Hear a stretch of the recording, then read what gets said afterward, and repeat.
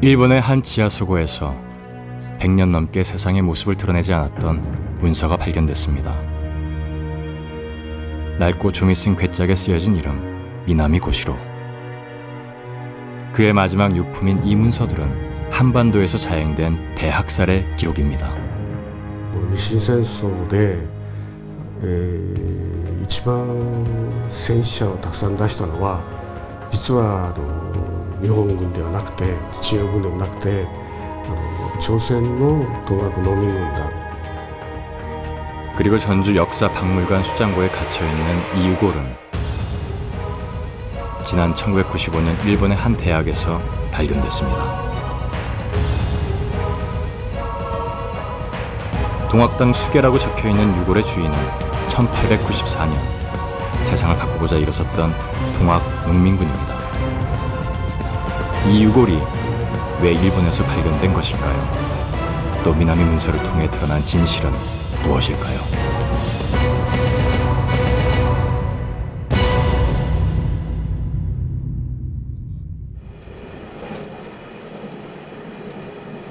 온 세상이 눈으로 뒤덮이는 홋카이도의 2월. 삿포로시에 있는 홋카이도 대학에는 매년 이맘때면 특별한 의식을 치르는 사람이 있습니다. 이시이 씨는 자신의 조상 아이누족을 위한 추모제를 올리는 중입니다. 야스라카니 오네무리 쿠다사이. 우엔페이 사무. 이곳 납골 땅에 1000여 명이 넘는 아이누족의 유골이 남아있기 때문입니다.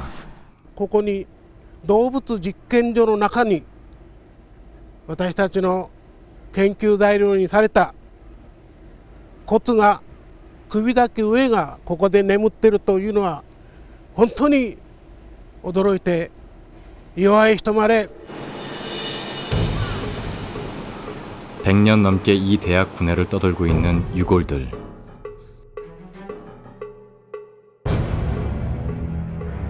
다양한 민족의 유골 수집은 일본 민족의 우월성을 입증한다는 명분하에 수행됐습니다. 유골은 인종학 연구에 사용됐고 일왕이 방문할 정도로 높은 관심을 끌었습니다. 사실 이곳 홋카이도 대학은 삿포로 농학교를 거쳐 1918년 제국대학이 되면서 일본 식민학의 본산이 됐고 그 창시자가 바로 초대 총장 사또 효스케입니다.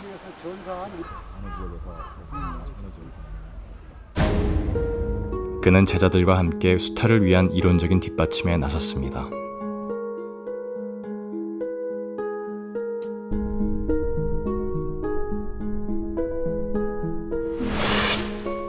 미개에 대한 식민은 인도를 위해 압정을 제거하고 자유를 가져와 미개를 이끌어 인도의 경지로 나아가게 하는 것이다. 台湾、朝鮮、それから中国東北部、当時満州ですね。でそういうところをどういうふうに開拓したらいいのか、もっと分かりやすく言えばどういうふうに植民地として農業あるいは工業を作るかということを研究する学問を始めました。 홋카이도 제국대학 시절 식민학 연구가 진행됐던 초창기 건물.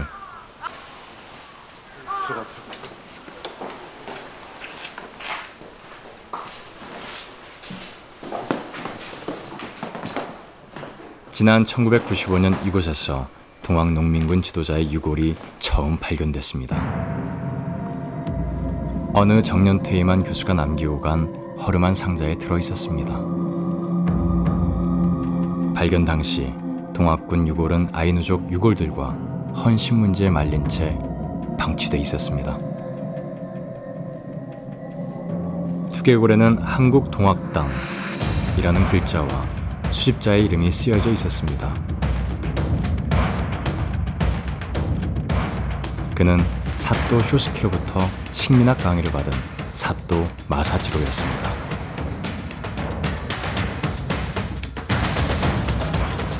이렇게 수집된 여러 민족의 유골들은 일본의 식민 지배를 정당화하기 위한 학문인 인종학을 연구하는 학자들에게 건네졌습니다.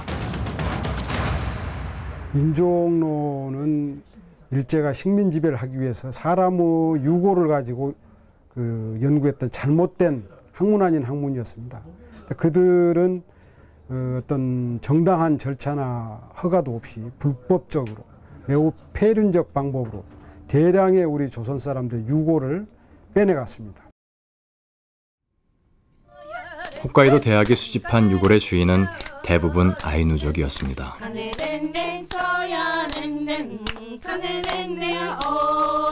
지금은 민속문화재가 된 아이누의 전통 의식을 선보이며 살아가고 있는 사람들.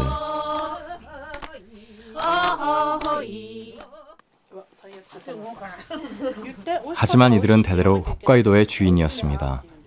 아이누만의 독특한 문화가 살아 숨쉬던 삶의 터전이었습니다.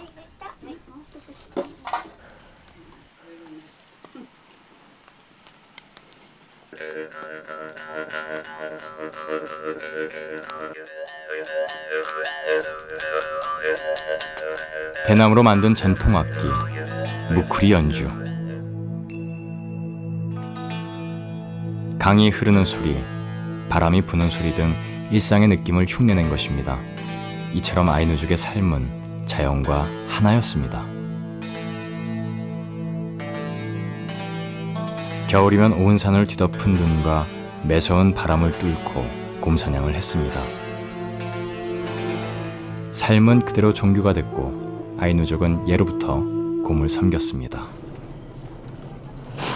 홋카이도의 아사히가와시. 현재 남아있는 2만 5천 명 가운데 아이누족이 가장 많이 살고 있는 곳입니다. 또 아이누만의 장묘 문화를 볼 수 있는데요. 회나무를 깎아 만든 무덤, 치쿠페니입니다. 臭いのはその悪いものを追い払うっていう意味で縁起の木を使います。それでこういう頭が丸いのは女性で、槍型の尖ったやつは男性ですね。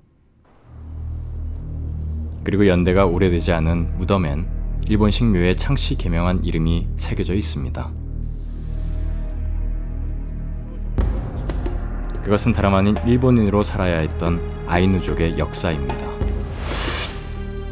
일본은 개척이라는 이름으로 홋카이도에 들어왔습니다. 그리고는 1869년에 일본 영토로 편입시켜버립니다.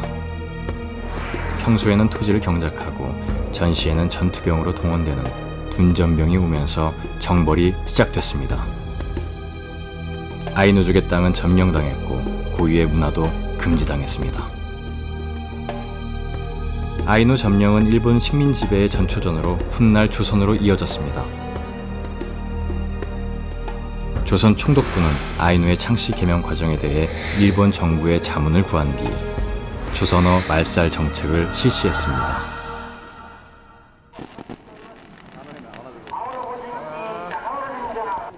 일본이 아이누 땅을 일본 영토로 편입시킨 메이지 초기, 이 시대를 주도한 것은 하급 무사들이었습니다.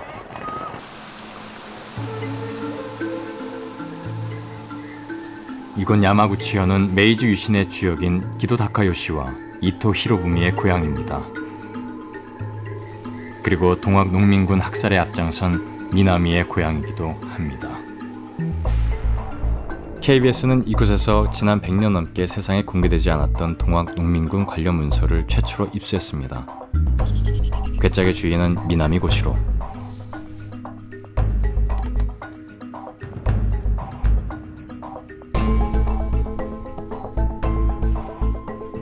그는 1894년 조선의 동학농민군 진압을 위해 파견된 일본군 대대장이었습니다.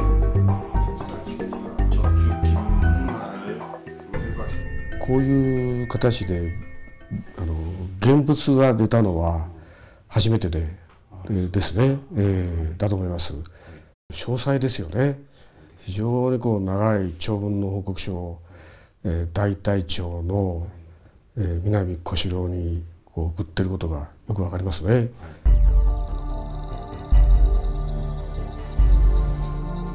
문서에는 당시 한반도 전역으로 퍼져나간 동학 농민 전쟁의 위세와 긴박했던 상황이 그대로 드러나 있습니다.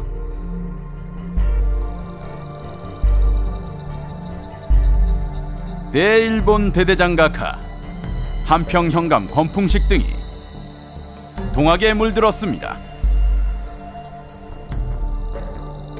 당시 농민군 토벌에 관한 모든 것은 미나미에게 보고됐습니다. 나주에도 동학군 수만 명이 모였으니 진압군이 위험을 떨쳐 구원해 주십시오.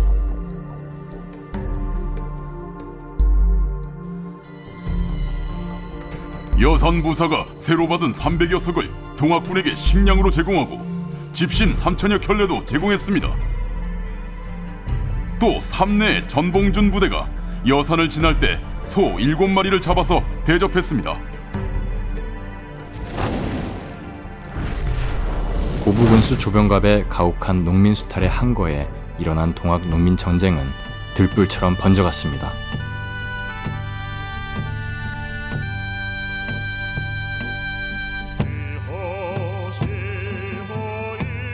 이들 농민군의 정신은 동학의 교주 최재우가 만든 칼춤에 그대로 녹아 있습니다. 세도 정치와 토우의 횡포를 제거하라는 제폭구민, 백성을 편안케 하라는 보국 안민, 그리고 약탈적인 서양 문명과 일본을 배척하라는 척양 척외가 그것입니다.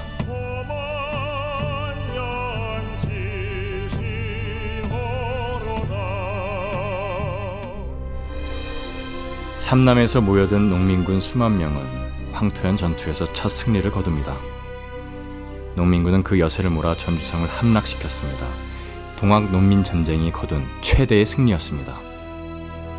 전라도에서 시작된 봉기는 경상도, 충청도, 삼남 전체로 이어졌고 전국으로 번져나갑니다.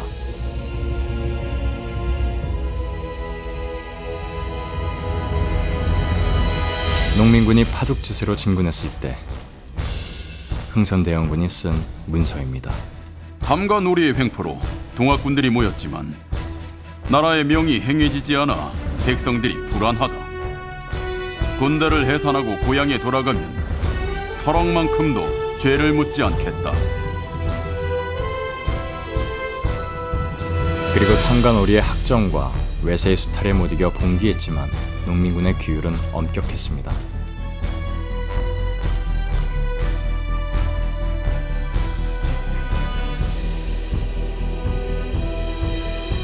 그것은 교주 최시영이 지역 접수들에게 보낸 연락 문서에도 잘 드러나 있습니다.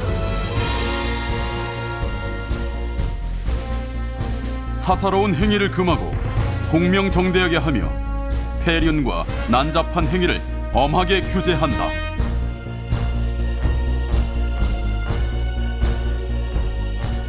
대선생님은 최씨요, 보는 월성이요, 휘자는 제자 우자요, 편의장님은 남씨요, 보는 의령이요, 휘자는 개자 천자요.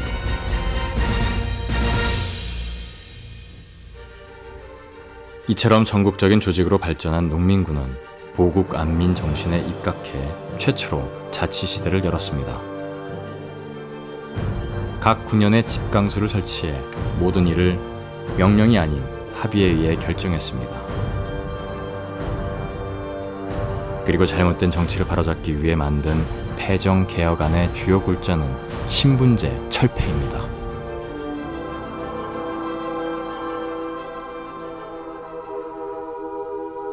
실제 집강소는 농민에서 몰락양반까지 모든 계층이 두루 참여해서 만든 자치 제도였습니다. 비록 그 기간은 짧았지만 동학군에게 1894년은 봄날이었습니다. 농민군의 집강소를 근대 민주정치의 효시로 볼 수 있지 않을까요? 하지만 자리보전에 급급한 조선왕조와 엘리트의 묵인 아래 일본군의 탄압은 가혹했습니다. 미나미 소작께 보고합니다. 김중군과 조선병 10장 1명, 병졸 5명을 선발해 변복을 시켜서 정탐 활동에 종사토록 했습니다. 농민군들이 지나는 길엔 자발적인 지원이 뒤따랐습니다.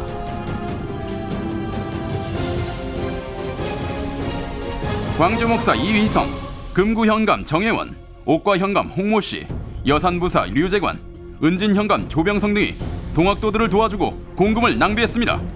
그러나 무자비한 학살이 이어졌습니다. 접주 김문화를 잡아서 산채로 불에 태워 죽이고 그자의 집을 역시 불태워버렸습니다. 그동안 동학농민전쟁 피해 지역에서 말로 떠돌던 일본군의 만행이 사실로 확인된 것입니다. 미나미가 19대 대를 이끌고 장흥을 끝으로 한국을 빠져나가기 전까지 수집한 일본군 학살의 증거입니다. 그동안에는 그 화형을 했다라는 그 얘기도 이야기로만, 말로만 전해져 왔었는데 이번에 미나미 문서를 통해서 구체적인 기록으로 확인이 됐습니다. 그래서 당시 농민군 진압이 얼마만큼 그 폭압적이었고 또 반인도적이었는가. 동학농민군 피해가 집중됐던 지역 중 하나인 전남 장흥의 용반마을. 275였던 마을은 거의 불타버렸고 사람들은 고향을 등지고 뿔뿔이 흩어졌습니다. 체포된 농민군들은 처참하게 처형됐고 후손들 또한 숨죽이며 삶을 살아야 했습니다. 집으로 유지개를 씌워가지고 불을 질러서 사용도 시켰고 일부는 말에다가 매가지고 끌고 다니면서 문철을 받아가지고 사용도 시켰고 이제 많은 수는 칼로 전부 했어요. 음력 1월 14일 무려 14집이 합동 제사를 모셨습니다. 모두 농민군 최후의 전투였던 석대들 전투에서 같은 날 목숨을 잃었습니다. 하지만 당시 농민군은 역적으로 몰렸기 때문에 제삿날을 일부러 다르게 지내왔습니다. 동학혁명 보구관민 적양척에 오리척결 동곤 개혁 이국 중전. 누구의 눈치도 보지 않고 동학농민군의 정신을 충문으로 올리는 제사를 지내기 시작한 것도 명예회복이 된 15년 전이었습니다. 당시 학살된 농민군은 청일전쟁에서 숨진 중국과 일본군 3만여 명보다 많은 4, 5만 명으로 추정됩니다. 일본군 최초의 민간인 학살이라는 류순 학살보다 먼저 한반도에서 일어난 대량 학살입니다. 사상자를 합치면 30만에서 40만 명에 이를 것이다, 이렇게들 주장을 하고 있습니다. 그러나 이 숫자는 서울 이남에 한정이 된 것이고요. 서울 이부까지 만약 포함이 된다면 더 늘어날 걸로 생각됩니다. 일본이 청일전쟁을 위해 설치했다는 히로시마 대본영. 바로 이곳에서 농민군 학살 지시가 내려졌습니다. 당시 문서에 따르면 일본군에게 농민군은 무조건 처단해야 할 적군이었습니다.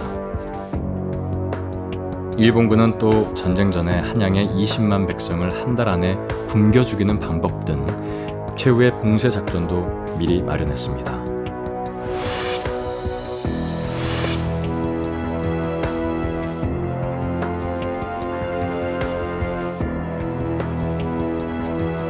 히로시마 대본영은 청일전쟁 당시 천황이 직접 찾아 일주일 동안 머물며 전함을 보고받는 등 2차 대전 패전 때까지 썼던 전쟁 기지였습니다. 일본인에게 청일전쟁은 최초의 문명전쟁이자 영광의 전쟁으로 남아있습니다. それ結局日清戦争でどんなことしたとか日露戦争でどんなことしたとかいうことはほとんど彼らは視野の中に入ってないということは、その朝鮮に対して何をしたかということをほとんど知らないんですよ。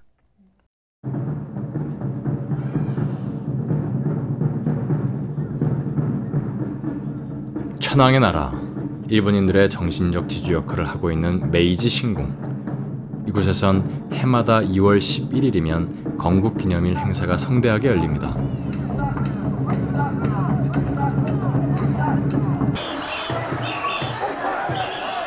건국절은 2700년 전 신화수족 진무천황이 즉위했다는 날을 기념하는 기원절을 계승해 메이지 유신 5년 후에 제정된 것입니다.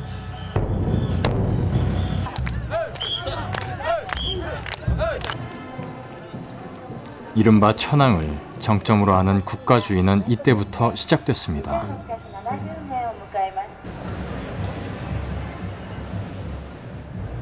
그러나 메이지 유신을 주도했던 이들은 하급 무사 출신들이었습니다.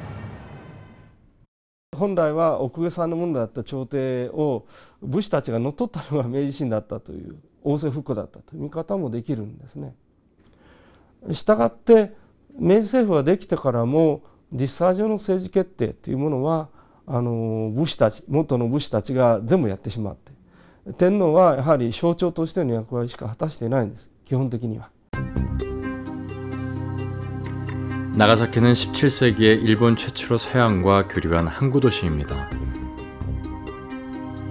당시 세국 정책을 폈던 에도 막부는 이곳에 인공섬 대지마를 만들고 기독교 유입은 막고 서구 문물을 받아들였습니다.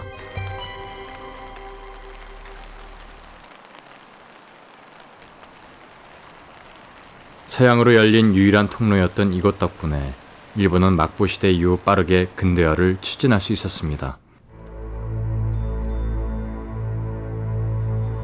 이곳에서 무려 218년 동안 일본과 독점 무역을 했던 네덜란드 상인들. 그들의 활동 무대는 대지마로 제한됐고 공무상일이 있는 관리 외에 일본인의 출입도 금지됐습니다.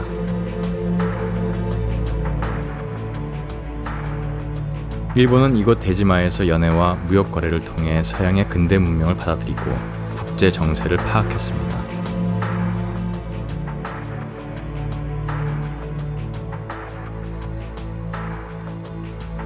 그리고 나가사키에서 에도로 가는 네덜란드 상인들의 긴 여정은 일본 전역에 근대화된 서양 문물과 학문을 전파하는 경로였습니다.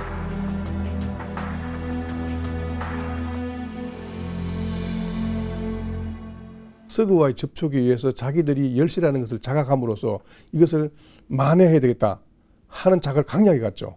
그러면서 서구에 대한 동경심이 있고 서구 문물을 급속하게 흡수하는 그런 시스템을 받게 되는 겁니다.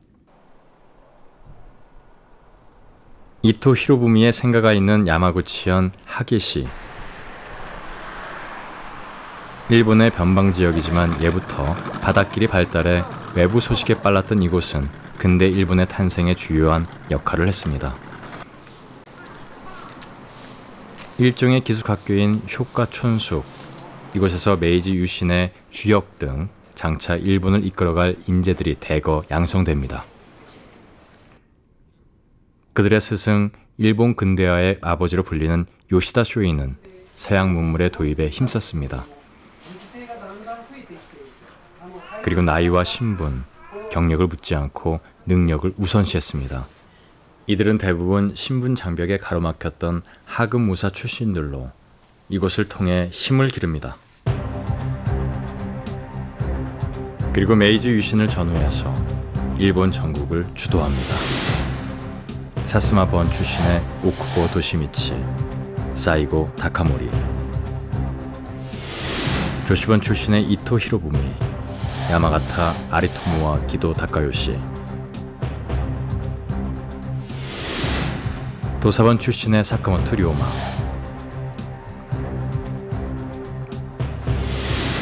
그리고 히젠번의 오쿠마 시게노부가 바로 그들입니다. 메이지 유신의 정신적 지도자인 후쿠자와 유기치가 미국과 유럽의 발전상을 소개한 서양 사정은 100만 부 이상 팔렸습니다. 당시 일본 국민들의 서구화에 대한 높은 열망과 부단한 노력 또한 일본의 산업화를 앞당기는 요인이 됐습니다. 自分たちの価値観を新しい西洋という国際法という価値観に乗り換えることによって、朝鮮や中国に比べて、負けない、あるいはそれよりも優れたものを作れるかもしれないという期待が多分近隣諸国に対してはあったのではないかと。 일본 개항의 관문으로 불리는 요코하마. 1871년 11월 이곳에서 구미로 향하는 이와쿠라 사절단을 태운 증기선이 경적을 울리며 떠났습니다.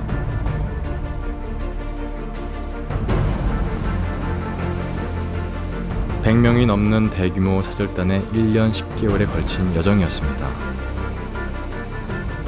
첫 도착지인 근대 국가 미국.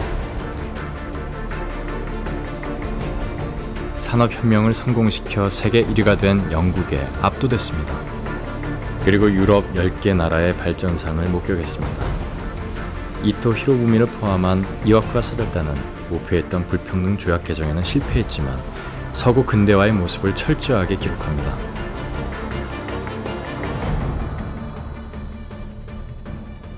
사절단이 가장 주목한 곳은 독일로 통일을 이룬 독일 제국의 모습에 깊은 인상을 받습니다.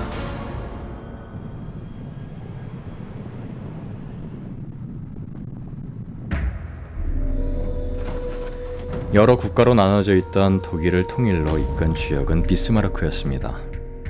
1871년 프랑스와의 전쟁에 승리한 독일 군대는 일본 군대의 모델이 됐습니다.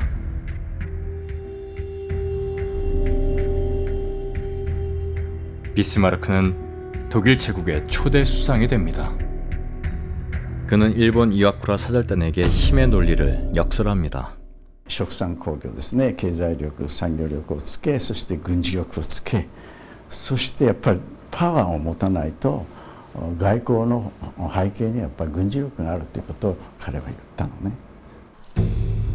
그리고 사절단은 독일의 헌법과 제도에 관심을 보였습니다. 강력한 국가론이 일본과 맞는다고 판단한 것입니다. 지금의 상스시 공원은 과거 프레드리히 대왕의 여름 궁전으로 이와쿠라 사절단에게 연회를 베풀었던 곳입니다. 사절단은 베를린 외곽에 있는 모아비트 감옥까지 방문해 독일식 근대 사법 체계와 형벌 제도를 목격합니다. 이를 근거로 이토 히로부미를 중심으로 일본은 제국 헌법을 만듭니다. 일본 헌법 가운데 가장 중요한 것은 천황입니다. 천황은 일본의 상징으로 당시 헌법은 천황에게 막강한 권력을 부여하고 있습니다. Deshalb Preußen kopieren und nicht England, weil wir an der gleichen Position sind. Wir sind auch ein Spätentwickler. Wir müssen uns gegen diese Westmächte sozusagen etablieren und entsprechend ist es wichtig, dass wir auch sozusagen nachahmen stärker, was Preußen uns sozusagen gerade als Beispiel gab. 일본에서는 1년 내내 크고 작은 축제, 맞쓰리가 열립니다. 원래 맞쓰리는 800만 명이 되는 신에게 복을 비는 종교 의식입니다. 이 모든 신의 중심에 일왕이 있었고 일본은 일왕을 구심점으로 아시아에서 제일 먼저 근대화를 이뤘습니다.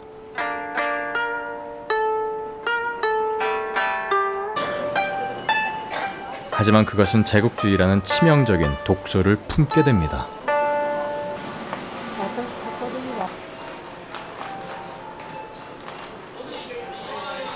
서구 열강을 따라하는데 급급했던 일본은 결국 조선 침략의 서막을 울립니다.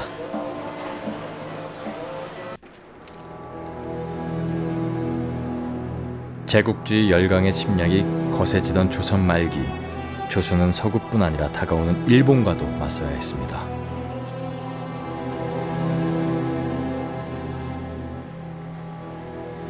일본 메이지 일왕과 1852년생 동갑내기인 고종 또한 외세의 소용돌이에서 살아남기 위해 서구 문명의 도입을 진지하게 고민하게 됩니다.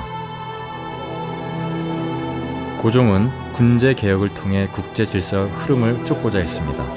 이게 요청하는 그런 내용이 있는데 1885년에 미국 문서 조선이 기관총 6기와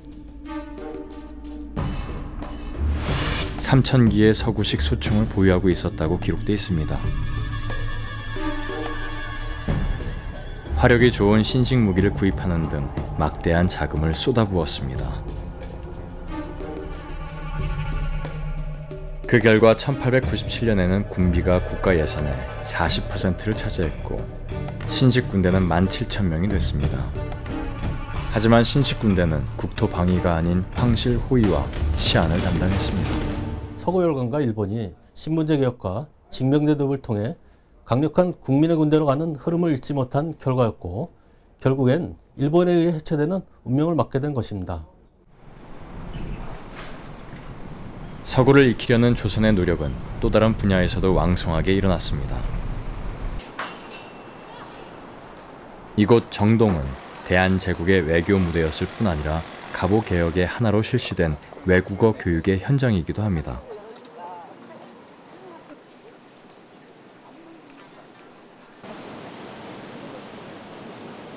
고종은 외교관과 통역관을 양성해서 효과적으로 근대 문물을 도입하기 위해 외국어 전용학교 정책을 펼쳤습니다.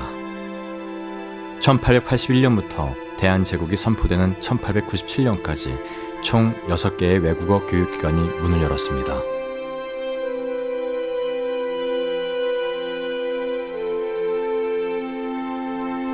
당시 외국어 학교는 조선인들에게 세계로 열린 창이었습니다.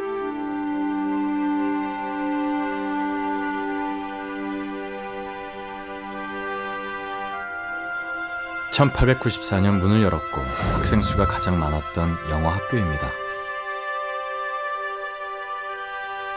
학생들은 10대서부터 30, 40대의 한 지방 가장까지 연령층은 다양하지만 배움의 열정만은 진지했습니다. 1896년 생긴 버버, 곧 프랑스어 학교. 이곳 졸업생들이 프랑스 공관이나 한국 내 프랑스 회사에 취업돼 인기가 높았습니다.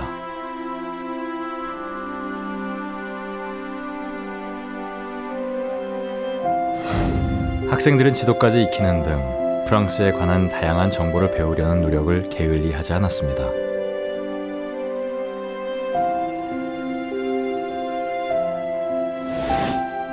(1898년에) 세워진 터거, 즉 독일어 학교. 이듬해 6월 독일 비렐름 1세의 동생인 하인리히 왕자가 조선의 국빈으로 왔을 때 이곳을 방문하기도 했습니다.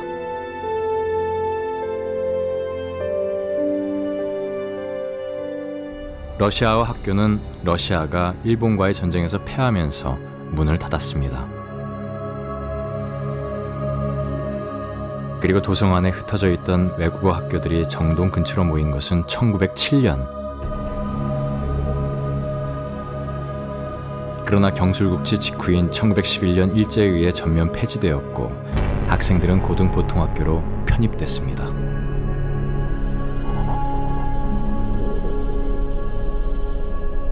조선이 직접 외국인과 교류하거나 외국인과 함께 이제 이루어지는 이러한 부분들을 이제 일본이 전부 장악해 가고 일본을 통하지 않으면은 이제 할 수 없도록 하는, 그래서 더 이상의 외국어 교육이 필요 없게 되는 것이죠. 당시 대한제국은 산업화도 추진했지만 일본과 영국의 방해로 좌절되고 맙니다.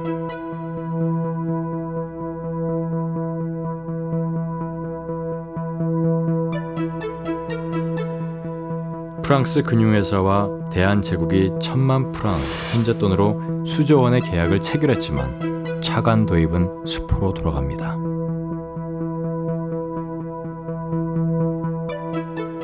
겉으로는 산업화를 돕는다고 하면서 본질적으로는 대한제국 스스로의 발전을 가로막고 예속시키려는 일본과 당시 약육강식의 국제사회의 한 단면을 보여주는 것이라고 할 수 있습니다.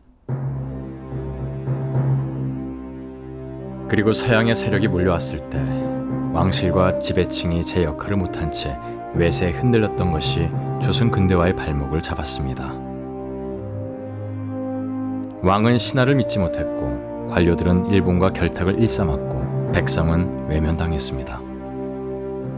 고종은 대한제국을 선포하고 황제권을 강화하는 방향으로 갔습니다. 이것은 민권을 신장해서 주권 제민의 국가를 만드는 것과는 반대 현상이라고 할 수 있습니다.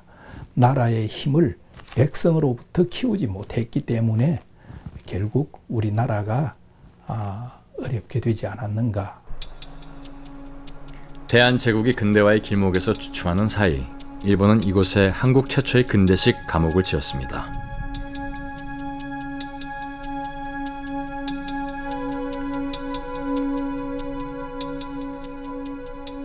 (1907년) 대한제국의 사법권 박탈에 따른 조치였습니다. 이후 서대문 형무소는 수많은 독립투사들이 갇혀 악형에 시달렸던 역사의 현장이 됐습니다.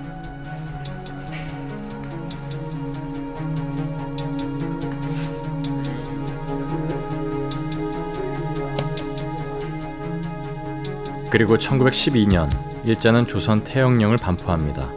갑오 개혁 때 철폐시켰던 태영 제도를 부활시킨 것입니다. 칫솔로 잡아가지고서는 두들이 맞은 사람은 참말 많이 맞았어요. 와유 다 못 오겠다고 거기서 거시가면은 많이 두들이 맞았어. 태영령 부활은 조선인에게 공포와 2등 국민이라는 굴욕감을 강요하기 위한 야만적 조치였습니다. 태영령 한마디로 이야기하면 사람을 채찍이나 해초로 때리는 직접적인 신체에 가해지는 그 대단히 야만적인 법입니다. 결과적으로 한마디로 얘기하면 조선인들은 때려서 공포와 폭력으로 지배하겠다는 것이 바로 이 태영령이었습니다. 당시 일제가 발간한 내지인 반성자록 또한 일본인이 조선과 조선인을 어떻게 바라봤는지를 여실히 보여줍니다. 김정창 씨는 대합실에 앉아서 기차를 기다리고 있었다. 그때 일본인 3명이 들어와 시비를 걸었다. 이봐 거기서 일어나. 안 일어나? 빨리 일어나! 김정창 씨가 모른 척하자 김 씨를 발로 걷어차버렸다. 박부영 씨 집에 불이 나서 순식간에 불길이 번졌다.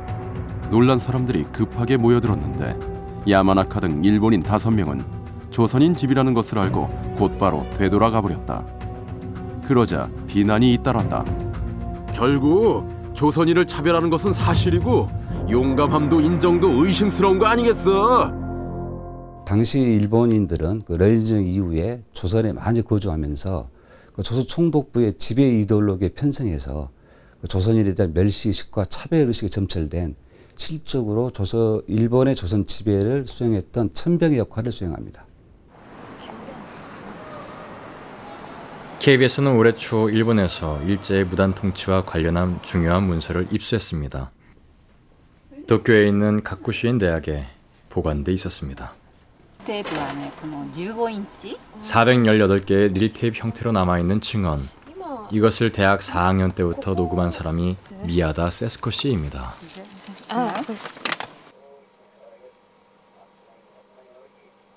미야다 씨는 500번에 걸친 조선 총독부 관료들과의 대화 내용을 녹음해 글로 옮겼습니다.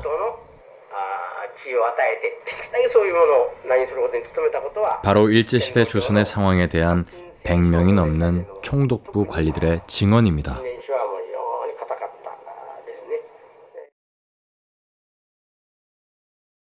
마코타 공園に集まっておったところの数千名の学生大衆が独立万歳を連呼しながら学生どもや何かが大勢行くなんだろうと思ってわけがわからなかったとこういうことを返事しておった。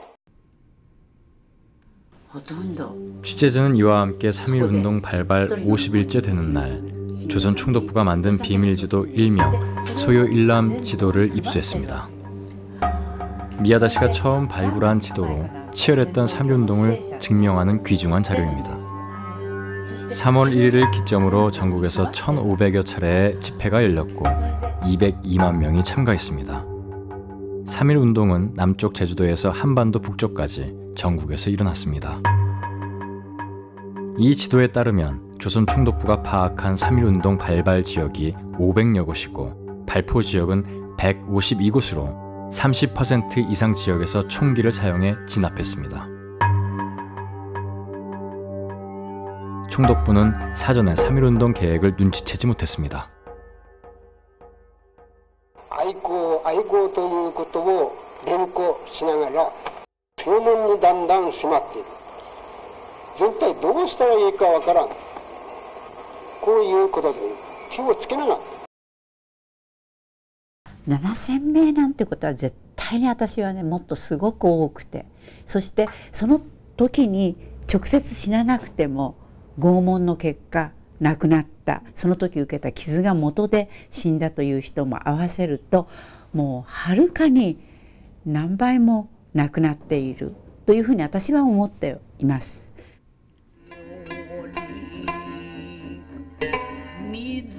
천황을 등에 업고 조선을 침략한 일본 군국주의는 다시 세력 확장을 시도합니다.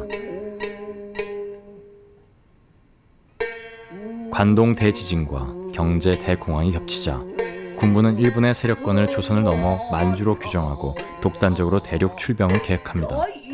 일본 군국주의의 질주는 제2차 세계대전의 패전까지 계속됐습니다. 満州事変から数えて15年間の間の1945年まで日本が戦争を続けますね。やはりそれの根源になったのはやはり1910年のいわゆる韓国併合だと思います。 야마구치현 오오즈섬.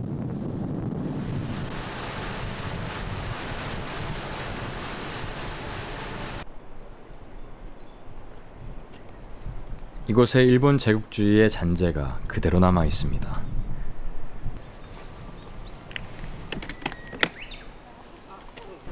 (1937년에) 인간어뢰 훈련기지가 설립되고 7년 뒤에는 인간어뢰 발사장이 건설됐습니다. 태평양 전쟁 말기 전세가 기울어지자 일본 해군이 고안해낸 최후의 작전으로 조종사들이 이곳 앞바다에서 겨우 3개월 동안 훈련을 받고 출격했습니다.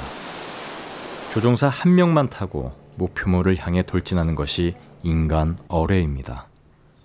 연료도 흔적이 남지 않은 산소를 사용했습니다. 酸素が、使われたというのはですね、酸素で燃料として海の中を航行しても燃えかすが残らないわけです。燃えかすが残らないということは敵の船、敵の飛行機に見つからない、そんな利点があったからですね。 바다의 가미가제 특공대로 불리는 가이텐. 가이텐은 육지에서 실려와 잠수하면서 미 군함을 겨냥해 발사됐습니다. 길이 14.5m의 인간어뢰 앞머리는 전체가 1.5톤이나 되는 폭약으로 채워집니다. 그 당시 미 군용선 2척이 인간어뢰에 의해 폭파됐습니다. 인간어뢰는 태평양 전쟁 말기였던 1944년 폐색이 짙던 일본 해군의 최후의 수단이었습니다. 출격하는 날이 마지막 날이 되는 가이텐 특공대.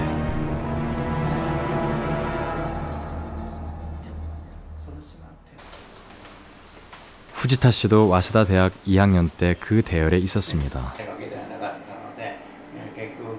話を聞かせてくださればなと思うんですが。これが私で、これは早稲田出身の人でね、ちょっと私同い年だよね。 1300여 명 정예 요원으로 이루어졌던 조종사였지만 사실 그 자신이 입대를 원한 것은 아니었습니다. 私が兄弟が多くてね、もう真ん中変だというようなことはね、そういうできるとか、いうようなことはもう情報を周りに充満してますからね。だから私の場合にはね、志願せざるを得なかった。 후지타 씨가 직접 작성한 훈련 일지. 훈련 교본이 없어 모든 훈련을 스스로 익혀야 했습니다. 당시 소유였던 후지타 씨의 탑승 순서가 되기 전 전쟁이 끝났습니다. 하지만 22살 청년은 조국이 패전했다는 슬픔보다는 살아남았다는 기쁨이 더 컸습니다. 結局あの世に行かないで済んだっていうんでね、もう嬉しかったですよね。いやね、もうなかなか人生に天にも昇るような気持ちっていうのはね。 전쟁의 광기 속에서 꽃다운 청년들이 쓰러져 갔습니다. 개인의 희생을 강요한 제국주의는 일본인에게도 지울 수 없는 상흔을 남겼습니다.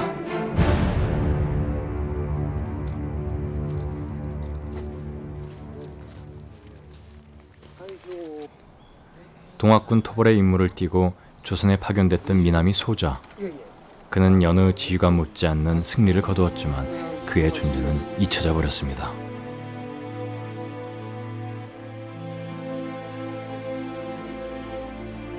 軍人としての功績は彼の場合は認めなくて、で彼の作戦自体も記録で全然書かれてませんしね、そういう全く漏れてしまった、生涯を送られたと思いますね。 일본 군국주의의 상징 야스쿠니 신사에는 국가를 위해 헌신했구나, 전쟁에서 숨진 250만 명의 위패가 있습니다. 하지만 미나미 소자 같은 동학 토벌군의 이름은 단 한 명도 없습니다. 일본 스스로도 인정하고 싶지 않은 야만의 역사는 아니었을까요? 지금까지 일본 군대사는 밝은 면만 얘기했어요. 그 어두운 면은 의도적으로 은폐해 왔어요.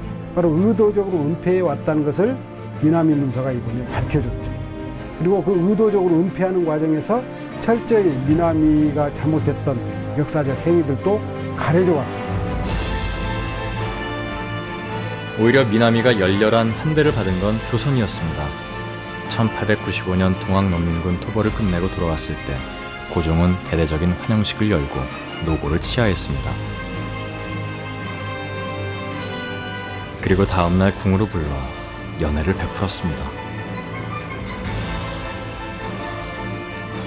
자기 백성을 죽인 외국군을 환대하는 아이러니, 제 힘으로 굳건히 서지 못한 나라의 굴욕이었습니다. 일본의 침략과 패전이라는 인간의 광기가 이성을 압도한 역사가 남긴 상흔은 무엇일까요? 서구 문명과의 충돌 속에서 한국과 일본의 선택은 두 나라의 운명을 갈랐습니다. 그 엇갈린 운명을 빚어낸 역사가 우리에게 던지는 질문은 무엇일까요?